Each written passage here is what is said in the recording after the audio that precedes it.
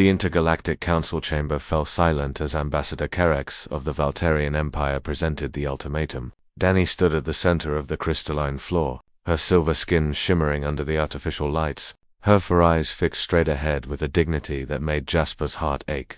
"The treaty is simple," Kerex announced, his mandibles clicking with barely concealed satisfaction. "The human colony on Terra 7 will be spared from resource extraction only if one of their kind agrees to bond with the Voltarian war criminal."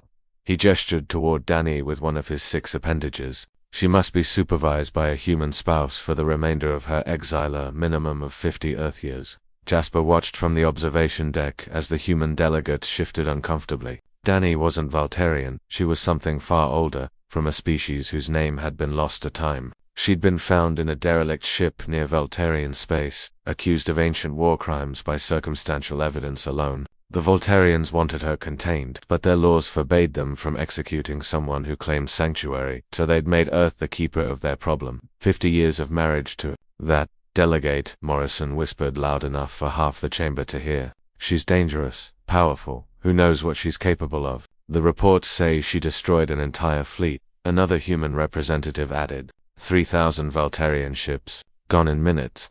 Jasper had read those reports too. He'd also read the context. Everyone seemed eager to ignore that fleet had been executing planetary genocide. Dani had intervened, saved billions of lives. The Voltarians called it terrorism. The extinct species she'd saved couldn't call it anything anymore. "Any volunteers?" Kerex asked, his tone mocking. "Surely humanity has someone brave enough to wed a monster for the sake of 30,000 colonists."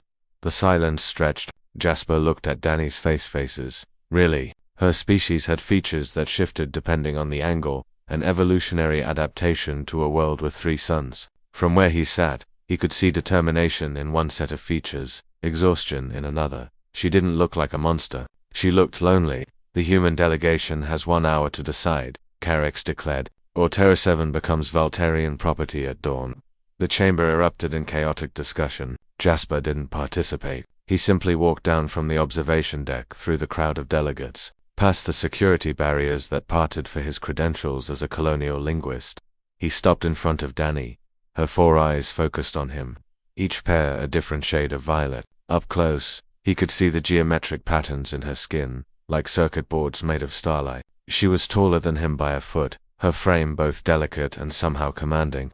"You're the linguist," she said softly. Her voice resonated at multiple frequencies, a sound his translator chip rendered as wind chimes. "Jasper Chen, you translated my testimony." He nodded. During her trial, he'd been the only human who'd bothered to learn her language, a dead tongue spoken by no living soul except her. He'd spent months with the recordings she'd provided, unraveling syntax and meaning. Through those translations, he'd learned her story. She'd been a peacekeeper once, for a civilization that valued life above all else. When that civilization fell, she'd continued their work alone, wandering the stars, intervening where she could. The Voltarian fleet had been her last act before exhaustion and grief had caught up with her. "I accept," Jasper said simply. The chamber fell silent again. "What?" Delegate Morrison pushed through the crowd. "Chen, you can't be serious. 50 years, you'd be 91 when the term ends," Jasper finished. "I'm aware." Kerex's mandibles clicked rapidly. Voltarian laughter. "The human accepts how unexpected." It turned to his aides. "Prepare the bonding ceremony."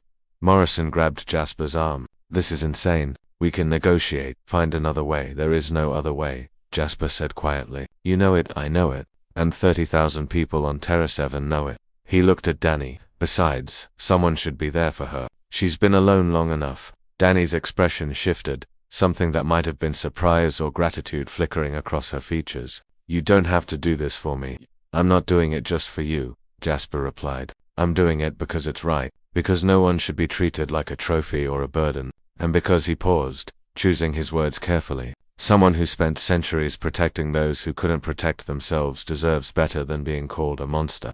The bonding ceremony was brief, conducted in 3 languages, English, Voltarian, and Dani's ancient tongue. When it was complete, Dani extended her hand, a gesture she'd learned from studying human customs. Jasper took it. Her skin was warm, humming with barely perceptible energy. "Thank you," she whispered in her native language. "You're welcome," he replied in the same tongue, one of the few phrases he'd mastered. Her eyes widened. Then, For the first time since her capture, Denny smiled a complex expression that transformed her face into something radiant. Carex approached with a data tablet. The terms of exile: you'll be monitored, restricted to Earth and its colonies. Any violation results in immediate termination of the treaty. Understood, Danny said. As they left the council chamber together, Jasper felt the weight of thousands of eyes on them, human, Voltarian, and dozens of other species. Let them stare. Let them whisper about the foolish human who'd bound himself to the dangerous alien. He'd read her story in the words she'd given him. He'd seen her pain, her purpose, her unshakable commitment to protecting the innocent. If 50 years of his life could give her peace, could show her that not everyone saw her as a weapon to be feared, well, humanity had always been good at the impossible. Where would you like to go? Jasper asked as they reached the transport bay. Danny looked at him, all four eyes reflecting the starlight filtering through the view. Somewhere quiet, somewhere I can rest.